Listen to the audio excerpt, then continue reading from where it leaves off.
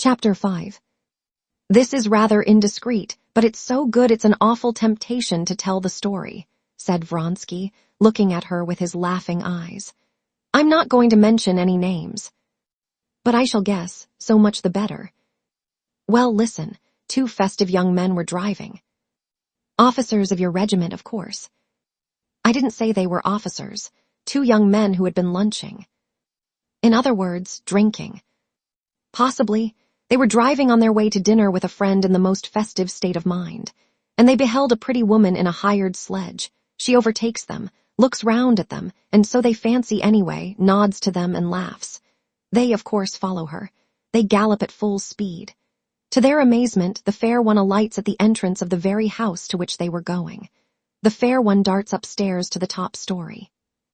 They get a glimpse of red lips under a short veil, and exquisite little feet. You describe it with such feeling that I fancy you must be one of the 2.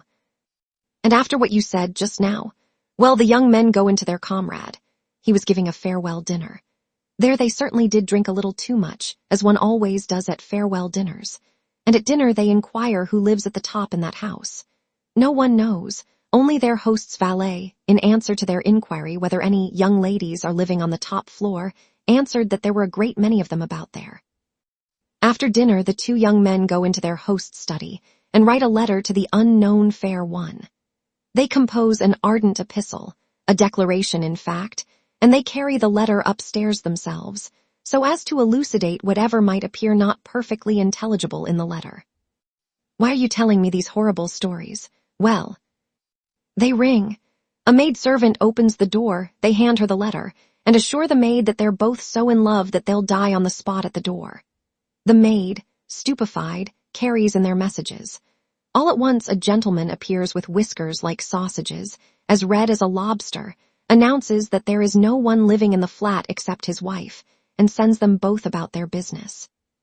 How do you know he had whiskers like sausages, as you say? Ah, you shall hear.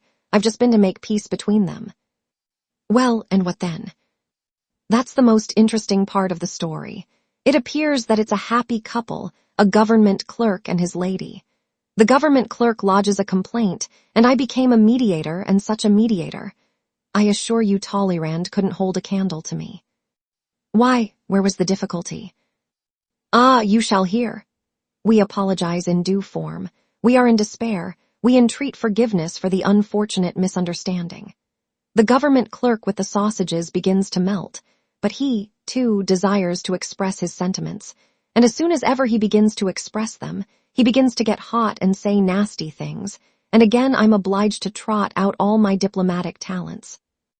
I allowed that their conduct was bad, but I urged him to take into consideration their heedlessness, their youth.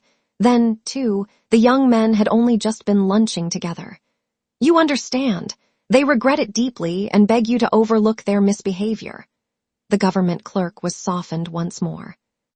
I consent, Count, and am ready to overlook it, but you perceive that my wife's a respectable woman, has been exposed to the persecution and insults and effrontery of young upstarts, scoundrels. And you must understand, the young upstarts are present all the while, and I have to keep the peace between them. Again I call out all my diplomacy, and again as soon as the thing was about at an end, our friend the government clerk gets hot and red, and his sausages stand on end with wrath, and once more I launch out into diplomatic wiles. Ah, he must tell you this story, said Betsy, laughing, to a lady who came into her box. He has been making me laugh so. Well, bon chance, she added, giving Vronsky one finger of the hand in which she held her fan, and with a shrug of her shoulders she twitched down the bodice of her gown that had worked up, so as to be duly naked as she moved forward towards the footlights into the light of the gas, and the sight of all eyes. Vronsky drove to the French theater, where he really had to see the colonel of his regiment, who never missed a single performance there. He wanted to see him, to report on the result of his mediation, which had occupied and amused him for the last 3 days. Petritsky, whom he liked, was implicated in the affair, and the other culprit was a capital fellow and first-rate comrade, who had lately joined the regiment, the young Prince Kedrov. And what was most important, the interests of the regiment were involved in it too. both the young men were in Vronsky's company. The colonel of the regiment was waited upon by the government clerk, Vendin, with a complaint against his officers, who had insulted his wife.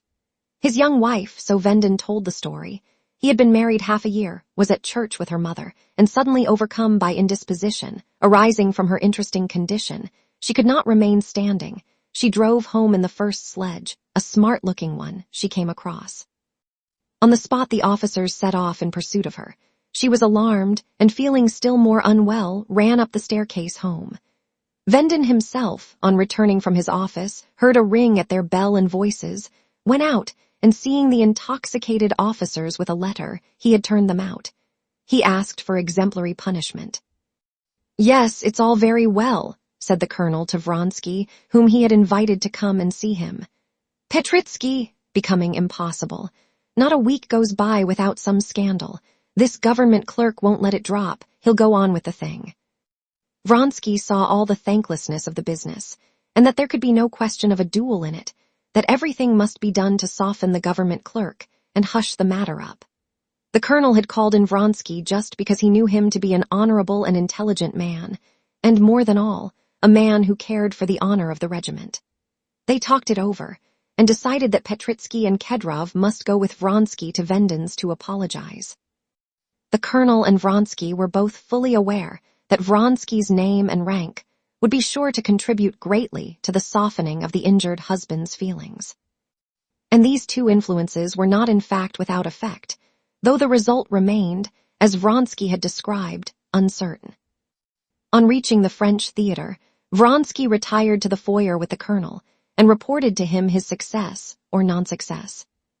The colonel, thinking it all over, made up his mind not to pursue the matter further, but then for his own satisfaction proceeded to cross-examine Vronsky about his interview, and it was a long while before he could restrain his laughter, as Vronsky described how the government clerk, after subsiding for a while, would suddenly flare up again, as he recalled the details, and how Vronsky, at the last half-word of conciliation, skillfully maneuvered a retreat, shoving Petritsky out before him.